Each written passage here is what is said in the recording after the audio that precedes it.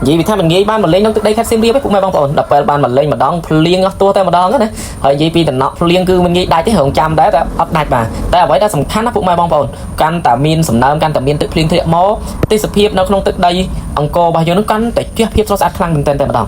hay vậy là sầm khăn nó phụ mẹ băng ổn xong từ sau từ đó một vẹn bỏ rock mai dương mà tăng vì du lông nam mò để ban hiệp cho mò cứ là o sát cục giang mà mình than đâu khẳng không mình than đâu khẳng cao cứ tranh mò là biết tăng đa pen ti mơ mò biết phong đã hiệp trong sát trên mò cứ admin cái này to tao món này hay vậy là sầm khăn phụ mẹ băng ổn này vậy vì bạn than sầm ram một crop cứ miên mỏng và phụ mẹ băng ổn cứ miên oi miên nó lơ không bạn được bên sát cô mỏng vậy vì thay nhung đỡ phụ mẹ băng ổn lần chọc chơi này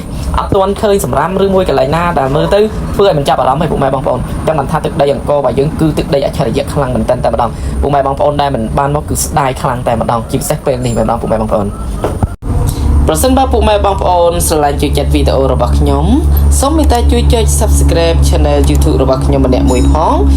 ដើម្បីជាកម្លាំងចិត្តឲ្យខ្ញុំផលិតនៅវីដេអូថ្មីៗជូនពុកម៉ែបងប្អូនជាបន្តទៀតណាបាទស្វាគមន៍ពុកម៉ែបងប្អូនទាំងអស់គ្នាថ្ងៃនេះដែរខ្ញុំក៏ដូចជាក្រុមគ្រួសាររបស់ខ្ញុំក៏បានធ្វើដំណើរមកទស្សនានៅលើទឹកដីប្រាសាទអង្គររបស់យើងហើយបាទពុកម៉ែបងប្អូននេះជាលើកទី1ដែលយើងបានមកជួបជុំជាមួយគ្រួសារបាទពុកម៉ែបងប្អូនមកដល់ក៏មិនគិតអីច្រើនទេគឺឃើញទេសភាពក៏ដូចជា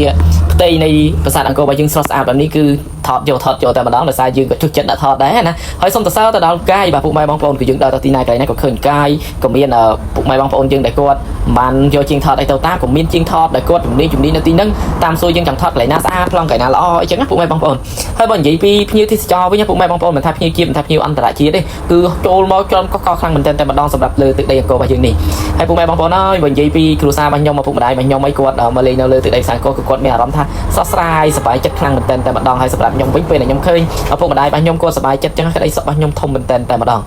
ទោះជាមានឧបសគ្គបន្តិចបន្តួចដូចជាភ្លៀងអីបន្តិចបន្តួចពិតមែនណាពុកម៉ែបងប្អូនប៉ុន្តែទេសភាពនៅលើទឹកដីអច្ឆរិយៈរបស់យើងកាន់តែផ្ទះភាពស្រស់ស្អាតខ្លាំងឡើងតែម្ដងបាទពុកម៉ែបងប្អូនសម្រាប់អ្នកដែលមានកម្រងចង់បលេងនៅលើទឹកដីនៃខេត្តសៀមរាបពុកម៉ែបងប្អូនចង់មកហើយទៅព្រោះថាទឹកដីរបស់យើងគឺស្អាតខ្លាំងមែនទែនតែម្ដងមិនអាចប្រៀបជាមួយប្រទេសដទៃបានទេអ្វីដែលសំខាន់ក៏ជាស្នាដៃបុព្វបុរសរបស់យើងបន្សល់ទុកឲ្យយើងមើលនេះគឺល្អខ្លាំងមែនទែនតែម្ដងពុកម៉ែបងប្អូនហើយសម្រាប់ពុកម៉ែបងប្អូនដែលគាត់មកថតមករោងបាទពុកម៉ែបងប្អូននៅលើទឹកដីអង្គរវត្តរបស់យើងគឺសម្រាប់ខ្ញុំគ្រប់គ្រង 100% តែម្ដងបើសិនជាពុកម៉ែបងប្អូនដែលចង់មកព្រី